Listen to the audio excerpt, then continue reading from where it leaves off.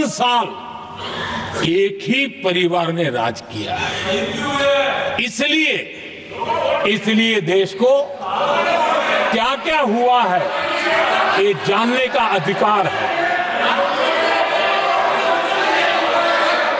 और इस परिवार के कुविचार, कुरीति, कुनीति, इसकी परंपरा निरंतर चल रही है। हर स्तर पर इस परिवार ने संविधान को चुनौती दी।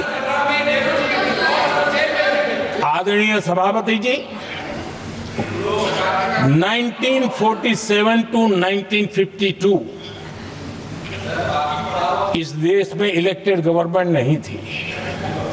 एक अस्थाई व्यवस्था थी, एक सिलेक्टेड सरकार थी और चुनाव नहीं हुए थे।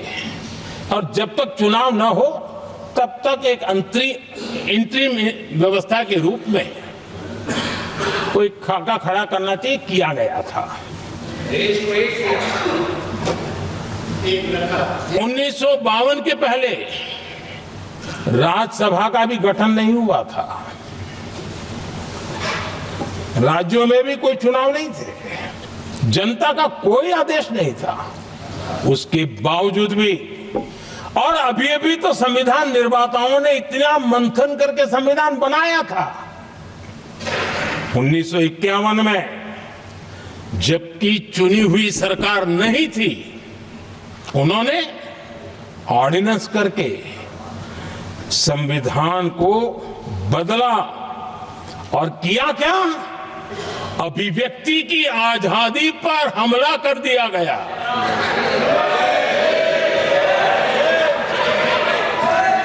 और ये संविधान निर्माताओं का भी अपमान था, क्योंकि ऐसी बातें कोई संविधान सभा में नहीं आई होगी, ऐसा नहीं है, लेकिन वहां उनकी चली नहीं।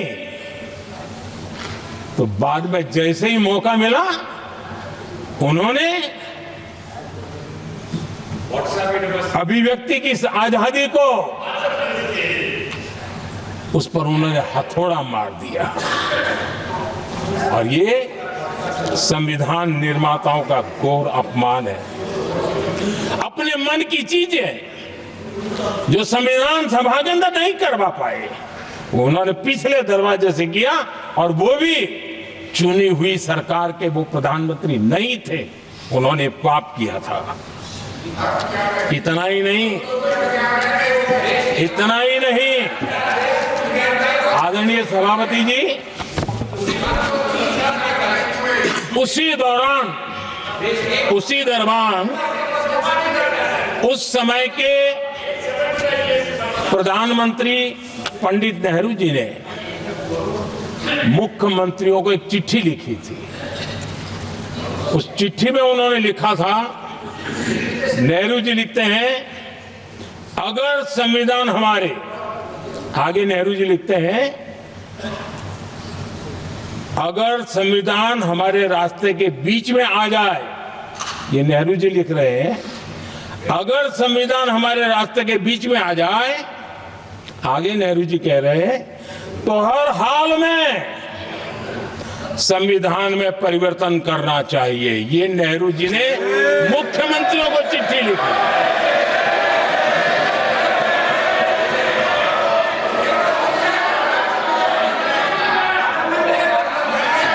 और आदरणीय सभापति जी, ये भी देखिए, 1951 में ये पाप किया गया, लेकिन देश चुप नहीं था। उस समय राष्ट्रपति डॉक्टर राजेंद्र प्रसाद जी ने चेताया, ये गलत हो रहा है। उस समय स्पीकर पद पर बैठे हुए हमारे स्पीकर महोदय ने भी पंडित जी को कहा, गलत कर रहे हो। इतना ही नहीं, आचार्य कृपलानी जी, जयप्रकाश नारायण, जैसे महान कांग्रेसी लोगों ने भी पंडित नेहरू ने कहा कि ये रोको, लेकिन पंडित जी का अपना संविधान चलता था और इसलिए उन्होंने इतने वरिष्ठ महानुभावों की सलाह मानी नहीं और उसे भी उन्होंने दरकिनार कर दिया। और आदरणीय सभापति जी, ये संविधान संशोधन करने का ऐसा खून कांग्रेस के मुंह लग गया कि समय समय पर वो संविधान का शिकार करती रही। ये खून मुंह पे लग गया। इतना ही नहीं, संविधान के स्पिरिट को लहू लहान करती रही।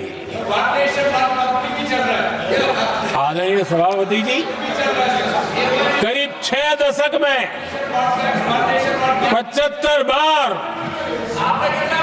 संविधान बदला गया। आदरणीय सभापति जी, जो बीज देश के पहले प्रधानमंत्री जी ने बोया था,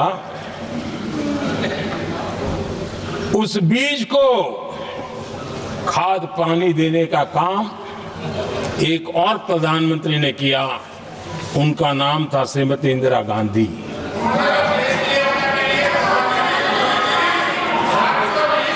जो पाप पहले प्रधानमंत्री करके गए और जो खून लग गया था 1971 में, सुप्रीम कोर्ट का एक फैसला आया था। उस सुप्रीम कोर्ट के फैसले को संविधान बदल करके पलट दिया गया और 71 में ये संविधान संशोधन किया गया था। और क्या था, उन्होंने हमारे देश की अदालत के पंख काट दिए थे और यहां पर तो किया था कि संसद संविधान के किसी भी आर्टिकल में जो मर्जी पड़े वो कर सकती है और अदालत उसकी तरफ देख भी नहीं सकती है।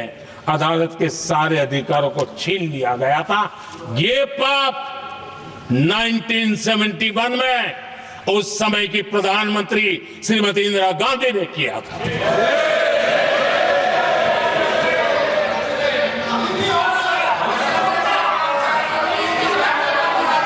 और इस परिवर्तन ने इंदिरा जी की सरकार को मौलिक अधिकारों को छीनने का और न्यायपालिका पर नियंत्रण करने का